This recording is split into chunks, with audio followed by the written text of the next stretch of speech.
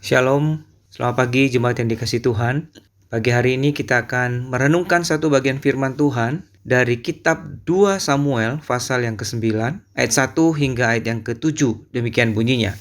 Berkatalah Daud, masih adakah orang yang tinggal dari keluarga Saul? Maka aku akan menunjukkan kasihku kepadanya oleh karena Yonatan. Adapun keluarga Saul mempunyai seorang hamba yang bernama Ziba. Ia dipanggil menghadap Daud, lalu raja bertanya kepadanya, "Engkaukah Ziba?" Jawabnya, "Hamba tuanku."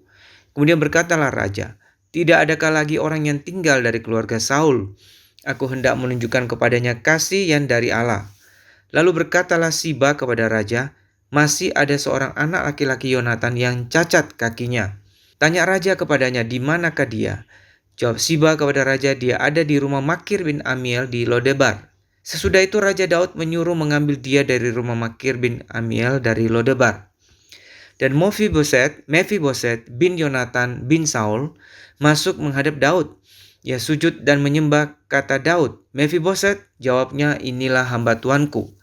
Kemudian berkatalah Daud kepadanya, "Janganlah takut, sebab aku pasti akan menunjukkan kasihku kepadamu oleh karena Yonatan ayahmu. Aku akan mengembalikan kepadamu segala ladang Saul nenekmu, dan engkau akan tetap makan sehidangan dengan aku."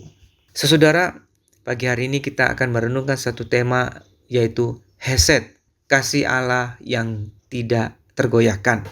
Saudara, pernahkah saudara mengalami atau menyaksikan paling tidak persahabatan yang begitu erat sehingga yang satu rela berkorban bagi yang lainnya? Jika saudara pernah mengalami, tentu saja ini adalah suatu berkat yang patut disyukuri, karena hal yang demikian jarang ditemukan di dalam dunia saat ini. Di dalam Alkitab, kisah persahabatan Daud dan Yonatan merupakan contoh klasik persahabatan yang penuh kasih dan kesetiaan. Dari sisi Yonatan, kita melihat bahwa dia rela melepaskan haknya sebagai putra mahkota Raja Saul setelah dia tahu bahwa Daud sahabatnya telah dipilih Tuhan sebagai pengganti ayahnya. Ia tidak menjadi iri atau ikut membenci Daud sebagaimana ayahnya Saul. Tapi dia bahkan berkorban untuk melindungi nyawa Daud dari ancaman ayahnya. Dari sisi Daud, kita melihat kasih setianya kepada Yonatan nampak dengan jelas, bahkan hingga kepada keturunan Yonatan, yakni Mephiboset. Sekalipun pergantian kekuasaan dinasti dalam kerajaan sudah terjadi, dan keturunan Raja Saul sebelumnya itu memberontak dan menolak Raja Daud, tapi Daud setelah mengalami kemenangan tidak melupakan persahabatannya dengan Yonatan. Daud mencari dan mau memulihkan keadaan anak Yonatan yang bernama Mephiboset. Mephiboset sendiri sadar ia tidak layak menerima semua kebaikan Daud.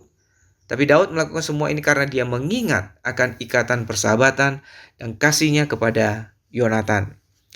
Saudara, kasih seperti ini melambangkan kasih Tuhan yang mengasihi manusia berdosa seperti kita yang tidak layak.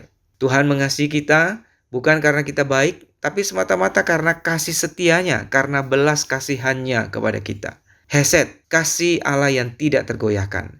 Itulah kasih yang Allah nyatakan kepada kita di dalam Kristus, yang menjadi jangkar bagi iman kita dalam menghadapi tantangan apapun dalam hidup ini. Sama seperti Daud tidak melupakan Yonatan sahabatnya karena ikatan perjanjiannya, demikian juga Allah tidak akan pernah melupakan kita berdasarkan perjanjian yang Ia buat bagi kita, dan Ia setia dengan janjinya. Karena itu kita yakin ya, dalam kehidupan ini kita akan diberi kekuatan untuk menghadapi segala tantangan yang ada. Karena tidak ada apapun yang dapat memisahkan kita dari kasih Tuhan yang tidak tergoyahkan itu. Dari kasih Tuhan yang Hesed, yang tidak tergoyahkan, yang menyertai kita. Amin.